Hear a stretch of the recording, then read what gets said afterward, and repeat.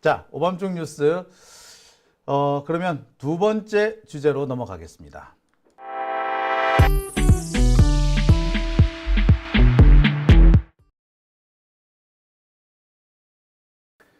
네, 오밤중 뉴스 함께하고 계십니다. 두 번째 주제는요.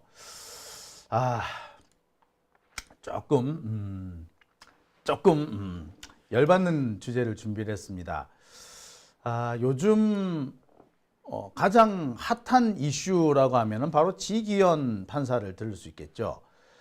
벌써 여러 날이 지났습니다. 지기현 판사의 이 룸살롱 의혹이 공개된 것도 한참 됐고 사진이 공개된 것도 제법 됐어요. 그런데 이 지기현이 지금까지 사진에 대해서 아무런 변명을 하지 않고 있었습니다. 그런데 거의 일주일 만에 나온 첫 번째 변명이 오늘 공개가 됐습니다. 조선일보를 통해서 공개된 걸 보면 직간에는 엄청 이거 뭐 잘한 변명이라고 생각하신 것 같은데요. 네, 나는 사진만 찍었다 합니다. 그러니까 지금 지기현이 다른 지인 두 명과 함께 찍은 사진, 그게 룸살롱 사진인 거는 거의 확실하잖아요. 지기현도 거기가 룸살롱이 아니다라고는 말을 안 하더라고. 그냥 나는 사진만 찍었대. 룸살롱 가서 사진만 찍고 왔대. 술은 후배들만 마셨대. 지는 돈만 냈대. 이해가 되세요? 그러니까 지기현 판사가 후배들의 스폰서 노릇을 해줬다 이거죠. 자기는 잘못이 없다. 이 고심 끝에 한 변명이 겨우 그건가? 저는 좀 그런 생각이 드네요. 참 어처구니가 없어서 이건 뭐라고 말을 못 하겠어요. 여러분은 어떻게 생각하십니까? 정말 지기현이가 사진만 찍고 왔다. 여러분 믿어지세요? 자, 그런데 지기현이가 이렇게 택도 안 되는 변명을 한 이유가 있습니다. 택도 안 되는 변명이지만 변명을 해서 버티고 나가겠다는 겁니다. 지금까지 윤석열 정권 하에서 일어났던 여러 가지 일들 되돌아보세요. 좀 더 가서 과거 박근혜 정권 때도 마찬가지입니다.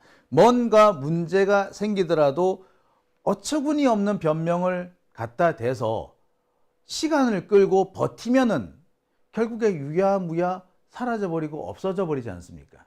나경원 보세요. 아들과 딸의 여러 가지 의혹이 제기됐지만 뭐 택도 아닌 변명을 하고서는 시간을 끌잖아. 그리고 유야무야 끝나버렸어요. 나경원이 대표적인 사례죠. 뭐 한동훈도 다를 거 없습니다. 딸의 지금 논문 관련된 의혹, 아들의 학폭 관련 의혹 계속 나오고 있지만 한동훈은 어떻게 합니까? 그냥 시간만 질질질질 끌지 않나요? 그러면 유야무야 됐어. 그러니까 지기현도 지금 무슨 생각이다? 야, 시간 끌면 돼. 버텨! 이건 거죠. 오늘 나는 사진만 찍었다 라고 변명한 것은 버티겠다라는 의미로 보면 됩니다. 이게 오늘 나온 조선일보 단독 기사입니다. 자, 뭐라고 얘기를 했다? 지기현 판사가 대법원에 자료를 제출했는데 자료 제출의 내용이 이거라는 겁니다. 당시 후배들에게 밥을 사주고 헤어진 뒤에 밥을 사주고 헤어지기 전에 후배들의 요청에 따라서 기념사진을 찍은 거다. 그러면서 지는 밥값을 결제를 했고 집에 가려고 하는데 술 한잔하고 가자고 그래서 인근 주점으로 갔다. 그래서 후배들이 오래간만에 만났으니 사진이나 기념으로 찍자면서 사진을 찍게 됐고 술자리 전에 귀가했다. 그러니까 지는 술을 안 마셨다는 얘기 아니야. 가서 사진만 찍었다. 사진만 찍었대요. 이거를 변명이라고 했습니다. 그리고 이거를 변명이라고 조선일보는 받아 적어줬죠. 그러니까 판사 후배들과 같다. 사건 관계인이 아니다. 저녁 식사 후에 간 것이다. 사진만 찍고 귀가했다. 나는 술 안 마셨다. 사진도 기념으로 찍은 사진이다. 요랬다는 겁니다. 저 상식적으로 보통 사람의 지능으로는 도저히 이해가 안 되는 내용 아닌가요? 그런데 이거를 뻔뻔스럽게 대법원에 내는 소명서에서 냈고요. 소명서가 대법원에 거의 가자마자 조선일보에서 단독이라고 또 써 제꼈습니다. 조선일보에서 이런 식으로 단독을 써 제꼈다는 것은 뭘 의미하느냐? 지기현의 편을 제대로 들어주겠다 이거죠. 어떻게 보면 꼭 이런 것만 조선일보가 단독을 해요. 지기현이 대법원에 소명서를 내고 그 소명서 내용이 그대로 유출된 건데 사실 다분히 의도적으로 흘린 거라고 봐야겠죠. 다분히 의도적으로 흘렸다는 것은 뭘 의미한다? 조선일보 니들이 앞장서서 지기현 실드 좀 쳐봐. 이것이고 조선일보는 오케이 하고 받은 겁니다. 제가 앞서서 일부 언론, 일부 기자들이 도와줄 테니 버텨라 라는 식으로 대법원에 얘기를 한다 라고 그런 보도를 제가 전해드린 적이 있는데 드디어 그 언론사가 어디인지 드러난 겁니다.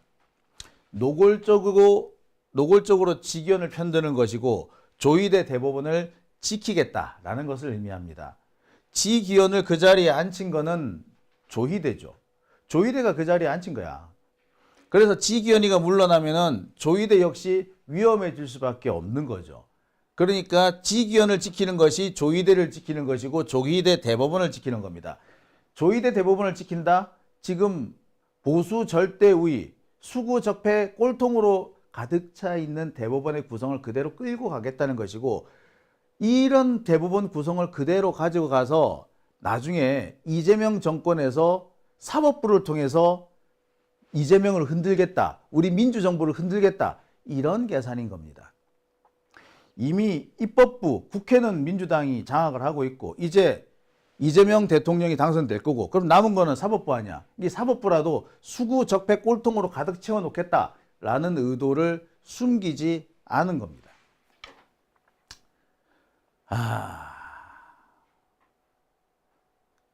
종합해보면 지기현은 끝까지 버티겠다는 것을 공표한 것이고요.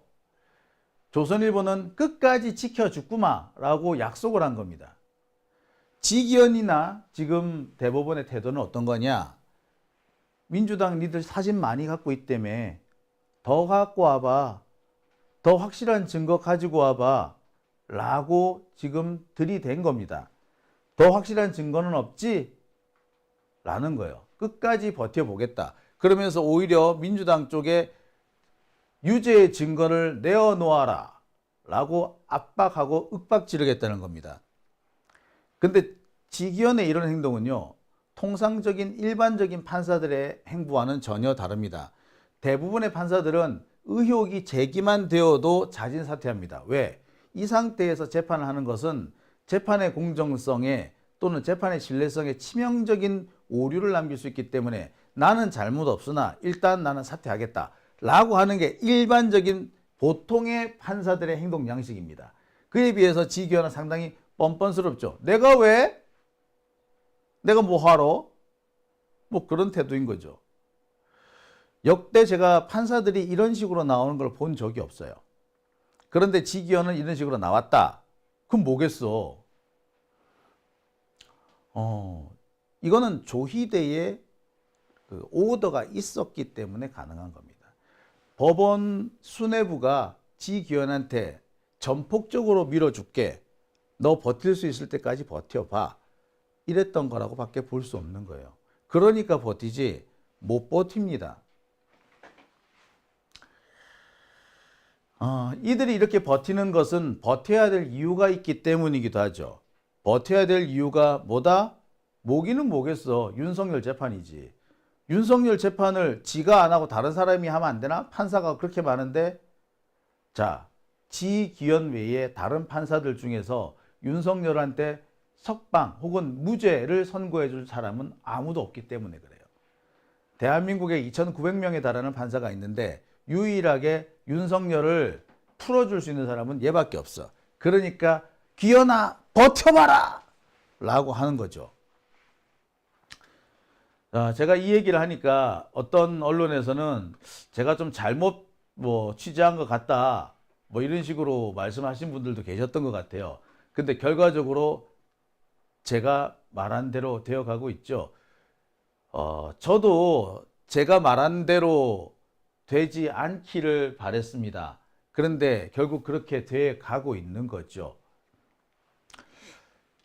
상황이 이렇게 된 거는요. 조희대의 판단이 거의 99.9%라고 보면 됩니다. 조희대는 이 정도 증거 가지고는 버틸 수 있어. 이 정도 증거 가지고 유죄 판결 못해. 그러니까 버텨봐. 더 확실한 게 있을 때까지 버텨봐. 라고 한 겁니다. 의혹의 제기 정도 가지고는 절대 넘어갈 수 없다. 라는 거죠. 이와 관련해 가지고 제가 법원 관계자한테 들은 얘기가 있어요. 뭐라고 얘기한다? 이 법원 관계자는 아주 도발적으로 저한테 이렇게 묻습니다. 오히려 되묻습니다. 사진 더 없다면서요? 술 마셨다는 증거가 이거 가지고는 안 되죠. 대가성이 입증이 돼야 되는데 이 사진 가지고 뭐 대가성은 술도 안 마신 것 같네 뭐. 사진도 없는 거 맞죠? 그렇게 얘기를 합니다. 이런 코멘트 자체가 뭘 의미하겠습니까? 버티겠다는 거죠.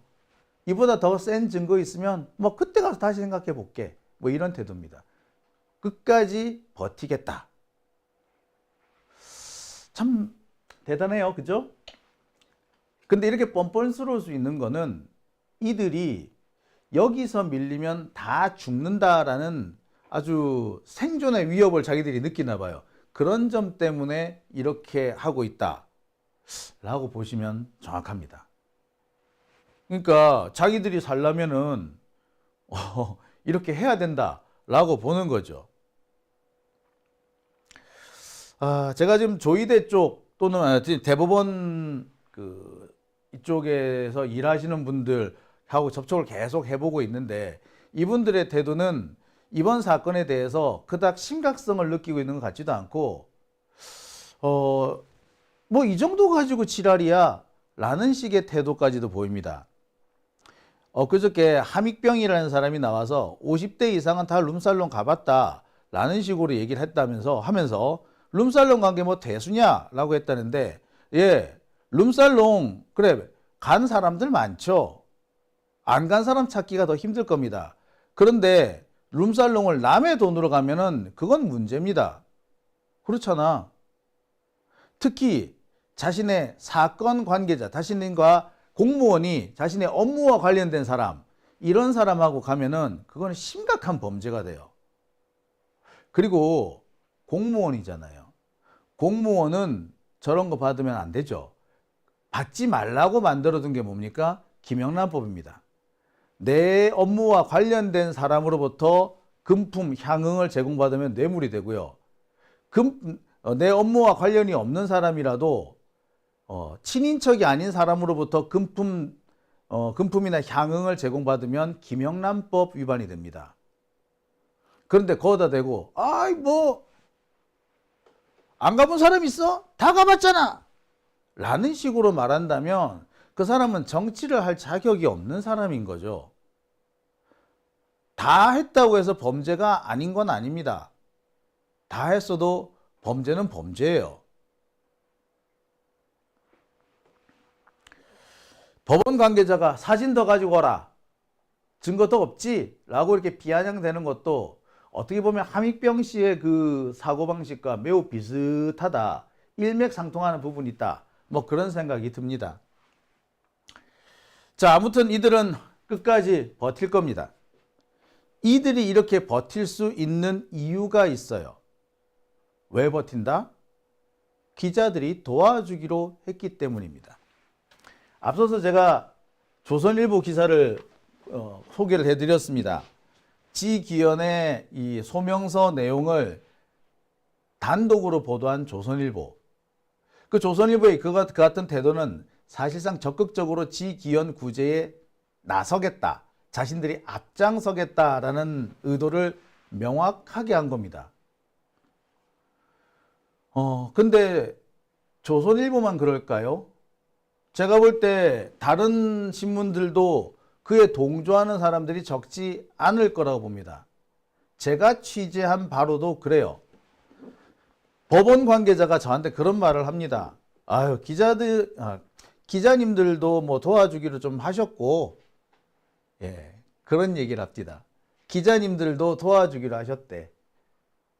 그러니까 제가 이게 지금 어떻게 돌아가고 있느냐, 대법원에서 어떻게 하실 예정이냐라고 물어봤더니, 대법원에서 지금 그 사건의 그 사실관계를 조사하고 있다. 철저하게 조사할 거다라고 하더니, 그런데 뭐 이 정도 가지고는 뭐 딱히 크게 문제 삼기가 어렵다. 문제는 여론인데, 여론은 기자님들도 좀 도와주기로 했다라고 얘기를 합니다. 즉, 버티겠다. 기자들도 도와준다고 했으니 버틸 수 있을 때까지 버텨보겠답니다. 대단하지 않습니까? 기자들이 도와주기로 했으니까 기다려보자. 이게 말이 되나요? 어떻게 저런 판사를 도와주기로 했다라는 말이 기자들한테서 나오는지도 모르겠습니다. 그리고 기자들이 돕기는 뭘 도와요? 보도를 해야지. 그리고 이렇게 대놓고, 아니, 도와주는 마음 개인적으로 갖고 있으라고. 개인적으로 갖고 있으면 누가 뭘 하겠어요? 근데 이거를 법원 측에 전달해가지고 도와줄게 라고 했다는 거는 사실상 진실을 보도하겠다는 의지보다 어떤 기득권 세력, 특정 세력을 옹호하거나 지원하겠다라는 것을 의미하게 됩니다. 지금 상황으로서는 기자단이 조희대, 이 적폐 중심의 대법원 시스템을 도와주겠다, 지켜주겠다, 이런 식의 얘기를 한 거나 다름없습니다. 조희대가 대법원장이 된 다음에 대법관들 참 이상한 사람들만, 정말 어디서 이런 이상한 개쓰레기들만 끌어 모았는지 모르겠어요. 그 엄상필, 뭐 오석준, 뭐 이번에 뭐 또 대법관 된 그 뭐 머시기 하면서 하나같이 참 휘황찬란하지 않습니까?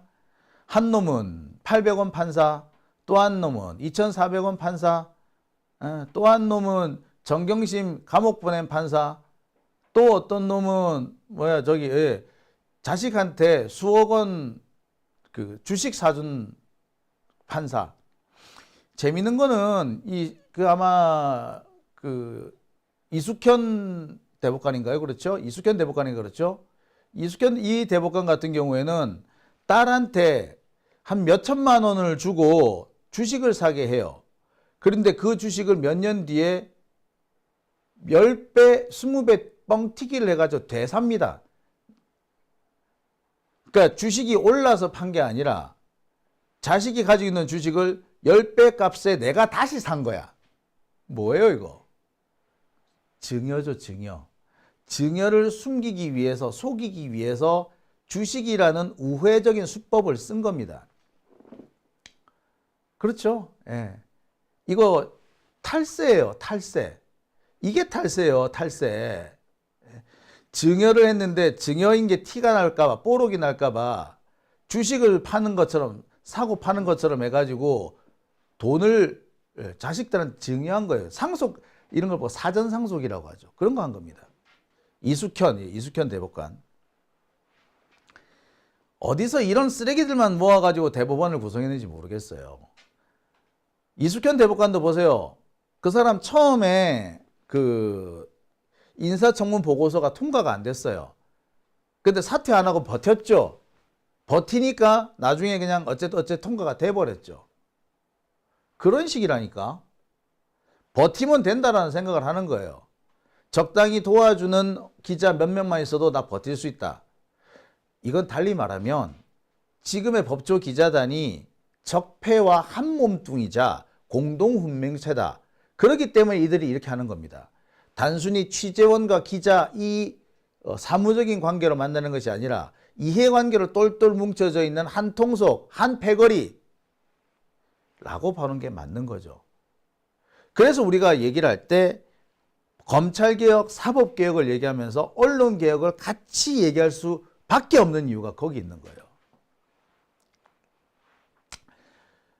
참 어디서 이런 것들만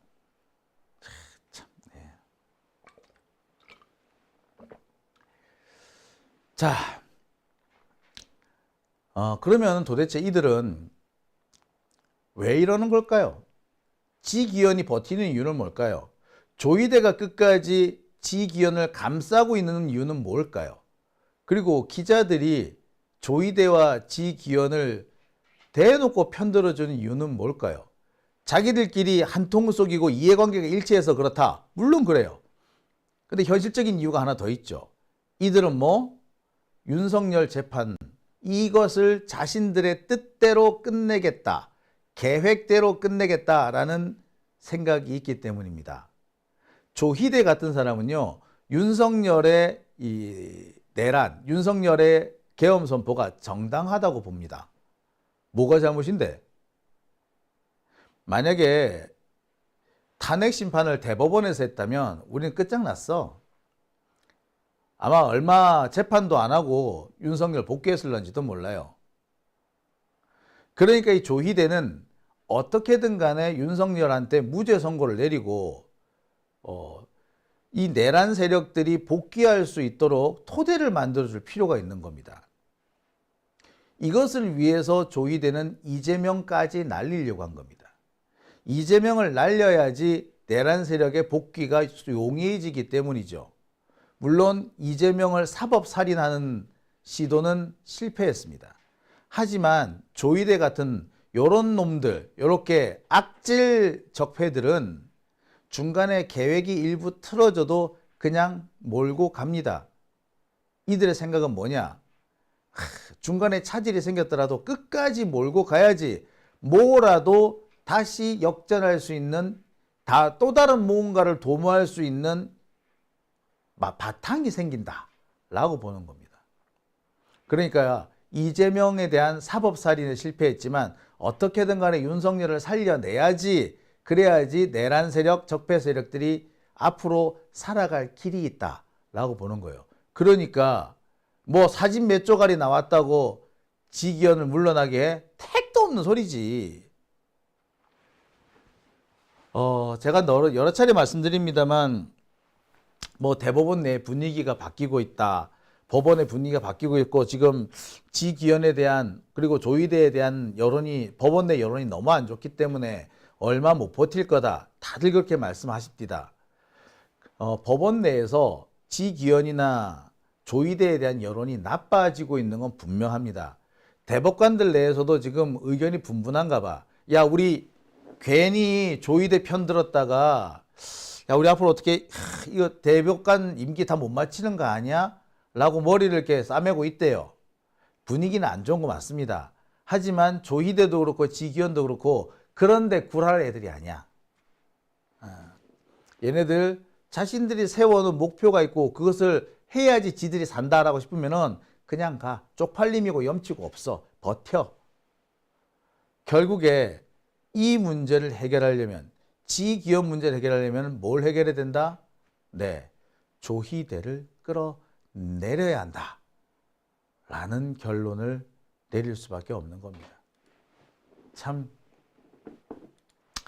제가 전에도 말씀드린 바가 있습니다만 법조 엘리트, 쉽게 말해서 판사, 검사, 특히 고위 판사, 고위 검사, 변호사들 중에서도 좀 대형 로펌의 변호사 이런 사람들 제가 처음 법조계 취재를 시작할 때 그때까지만 해도 이들한테는 염치를 알고 품격을 지킬 줄 아는 그러니까 한마디로 선을 지킬 줄 아는 그런 게 있었어요.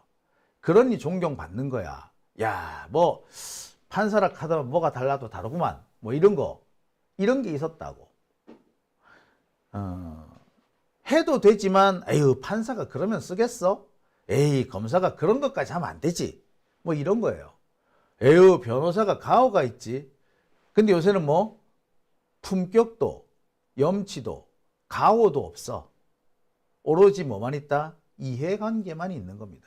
그래서 아유 어떻게 그런 일을 해? 라는 일도 해.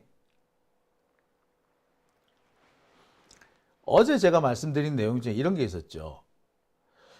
법률의 그 문헌상 의미, 단어 하나하나의 의미, 문장 전체의 의미, 이렇게 문헌상의 의미, 글자 그대로의 의미만 따지면 이거 될 것 같은데? 라는 부분이 있어요. 근데 법의 정신을 따지면 에이 이거는 그러면 안 되지 라는 겁니다. 그래서 제가 예를 들 때 아동학대죄 예를 들었죠.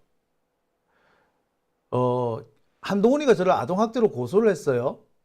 제가 한동훈 딸내미 그 입시 비리 문제 이 얘기를 SNS에 계속 거론하니까 제가 한동훈이 딸을 정서적으로 학대했다 라고 해서 정서적 학대로 고소를 했습니다. 아니 내가 SNS 글 올린 거 가지고 그게 어떻게 학대가 되나? SNS 글을 올려가지고 기분 나쁘면은 그것도 학대가 된다는 거야. 내가 만난 적도 없는데 어떻게 학대되나? 원격 학대도 가능하대. 법문을 따지면, 법의 문헌만 따지면 그렇게 보일 수도 있어요. 하지만 법의 정신으로 보면 그건 아니잖아. 그죠?